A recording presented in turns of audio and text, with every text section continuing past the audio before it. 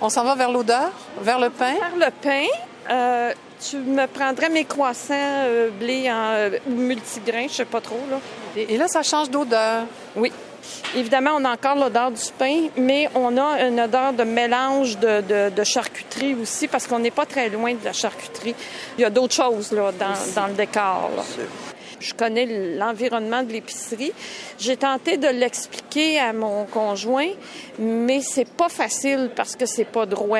Un autre des cauchemars jusqu'à ce qu'on ouvre les contenants. Oui, les épices, ils sont écrits quand même assez gros. J'arrive à me débrouiller avec les boîtes d'épices, sont toutes pareilles. Hein? Et les odeurs se mêlent. On sait pas trop.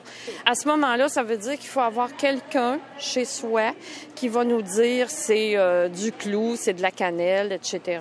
Est-ce que le sens de l'odorat se raffine chez tous les aveugles, chez toutes les personnes qui ont des problèmes de vision? Non. Il faut prendre le temps de le faire. C'est un mythe de croire que les aveugles ont un odorat particulièrement développé ou un ouïe particulièrement développé. Oui, on va compenser par d'autres sens, c'est sûr. Ce qui nous manque, on le compense. Mais il y a une habitude aussi. Ça s'apprend, mais c'est long. Tout le monde est habitué de se fier à son sens principal qui est l'œil. Hein, on va regarder, puis on a tout compris. Le premier contact, la communication se fait avec les yeux. Tout se fait avec les yeux. Le monde est fait pour les yeux. Il n'est pas fait pour les gens qui sont en perte visuelle ou qui ont perdu la vue, pas du tout. Avec le temps, on apprend à développer ces autres sens. On va regarder ce que j'ai besoin, fait que ça va nous éviter...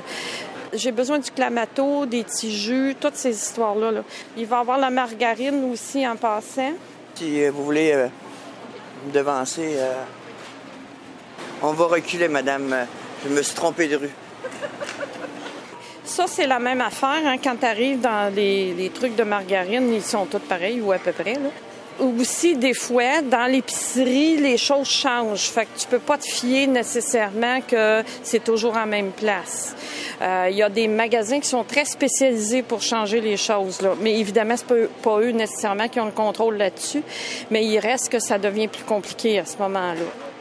Vous dites que c'est une des limites, ce rapport à l'alimentation, à l'approvisionnement, à la cuisine.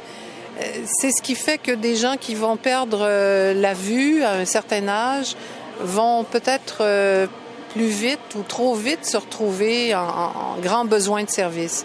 Oui, c'est une des raisons principales parce que la personne n'arrive plus à s'alimenter correctement, là, ou du moins au minimal. Si elle n'a pas d'accompagnement pour faire son épicerie, si elle est seule, et c'est le cas de bien des gens, c'est sûr que ça peut devenir un énorme obstacle. On va dans la 4e rue. 4e rue, riz, pâte alimentaire, biscottes, jus de légumes, craquelins, soupe, légumes en conserve. Légumes en conserve. Légumes en conserve qui peut être un cauchemar. Les épices, tout ce qui est dans des contenants, c'est vraiment difficile.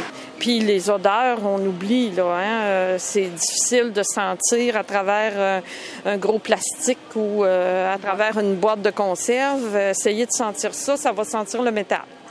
Tout sent le métal. Alors, pas très agréable comme odeur. Le rôti, je l'ai. Les pommes de terre. Ah! Les desserts là-bas. Parfait. Et vous allez vérifier les dates de péremption. Oui. Oui. Ça, j'ai-tu oublié quelque chose? Il n'y a pas de vous débarrasser de moi tout de suite.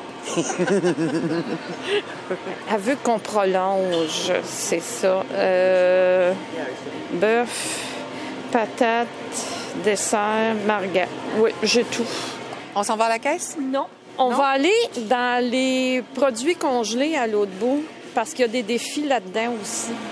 On est dans des réfrigérateurs fermés. On veut garder le froid en dedans.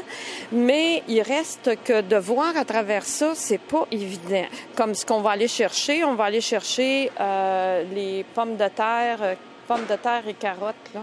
Je pense que c'est McCain, je me souviens plus. 3,99. C'est difficile de se retrouver là-dedans. Les sacs se ressemblent beaucoup, beaucoup. Il n'y a rien qui est fait pour une personne malvoyante ou handicapée visuelle. Hein?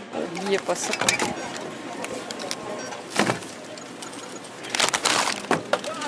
Ah, le bon de livraison, oui. Quand on arrive à la caisse, il y a un autre défi à relever. Il faut être capable d'aller mettre son NIP. Sur la machine, il y a toujours un petit bouton sur le sein et on n'a pas encore, malheureusement, les synthèses vocales sur les machines. Ça existe, mais il n'est pas là. Merci beaucoup, Marthe Vallée. Merci. Plaisir, madame. Au plaisir. Okay. Bonne journée. Bye bye, ma belle. Bye bye.